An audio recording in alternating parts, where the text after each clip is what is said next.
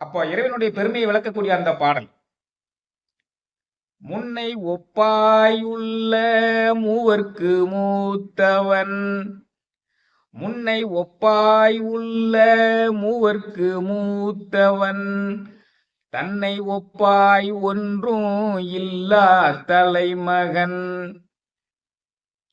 தன்னை அப்பா என்றால் அப்பனுமாய் ஊலன், பொன்னை ஒப்பாகின்ற போதகத்தானே,